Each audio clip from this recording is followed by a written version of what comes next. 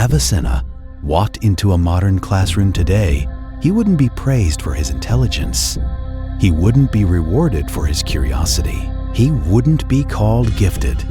He would be expelled. Not because he was lazy, not because he broke the rules on purpose, but because the way he learned would quietly destroy the system from the inside.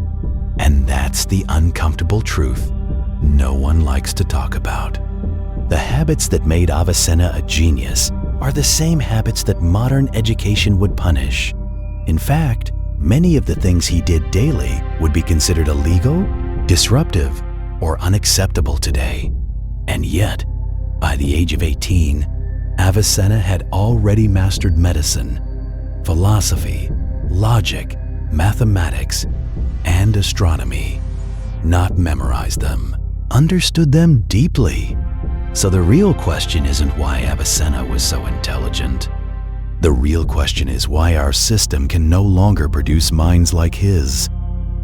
Avicenna never believed that learning meant storing information. To him, learning was a transformation of the mind. When he opened a book, he wasn't trying to finish it. He wasn't trying to highlight important lines. He was trying to break the idea apart and see if it could survive his thinking.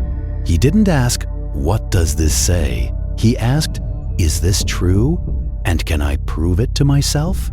If he couldn't, he stopped immediately. He refused to move forward without understanding. Today, stopping means falling behind. For Avicenna, stopping meant progress. He believed memorizing without comprehension was intellectual dishonesty. That belief alone would put him in conflict with almost every modern classroom. One of the most dangerous habits Avicenna had was patience. He allowed himself to not understand. When a concept felt unclear, he didn't panic. He didn't force it. He didn't blame himself. He assumed the explanation was incomplete, not his intelligence. Sometimes he would leave a problem unresolved for days, even weeks. During that time, he would walk, reflect, think silently, and let the idea mature in his mind. Modern education calls this inefficiency. Avicenna called it respect for truth. He understood that forcing clarity too early creates shallow understanding that collapses under pressure. Another reason his study habits would get you expelled today is how he treated authority. Avicenna respected teachers, but he never surrendered his thinking to them. If a teacher explained something poorly, he didn't accept it just to move on. He rebuilt the idea from first principles until it made sense internally. Questioning wasn't rebellion to him, it was responsibility. Today, questioning the structure is often labeled as arrogance or distraction. For Avicenna, accepting ideas without internal proof was the real arrogance. He also studied in a way that would look chaotic to modern standards. He didn't separate knowledge into neat boxes. Medicine, philosophy, logic, mathematics, theology. He studied them together, sometimes on the same day. When curiosity peaked, he followed it, even if it meant switching subjects.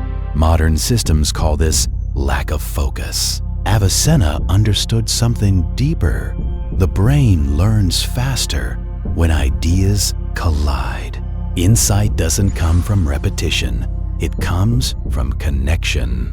That's why his mind moved freely across disciplines, while others remained trapped inside one. Perhaps the most misunderstood part of Avicenna's method was how he treated rest. He didn't glorify exhaustion. He didn't believe intelligence came from suffering longer. When his mind was tired, he stopped studying completely and went to sleep. He believed sleep wasn't the enemy of learning, but a hidden partner. Many of his breakthroughs didn't come while reading, but after resting. Today, Staying up all night is praised as dedication.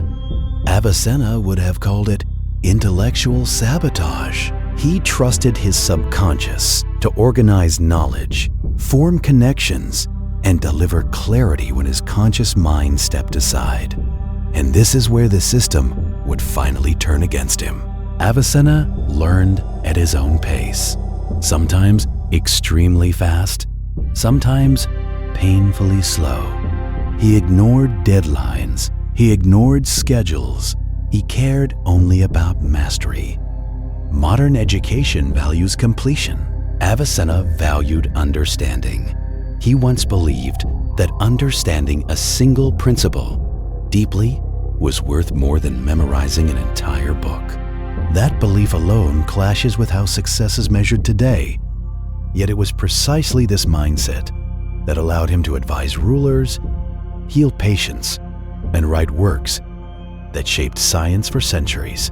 So when people say Avicenna would be a terrible student today, they're probably right, not because he lacked discipline, but because the system isn't designed for minds like his. It's designed for efficiency, predictability, and control. Avicenna was none of those. He was obedient to truth, not authority. He was slow when depth was required and fast when clarity arrived. And that made him dangerous to any rigid system. The uncomfortable question is this: if Avicenna lived today, would we recognize his genius, or would we try to fix him? How many minds like his are we labeling as distracted, slow, or problematic simply because they don't fit the mold?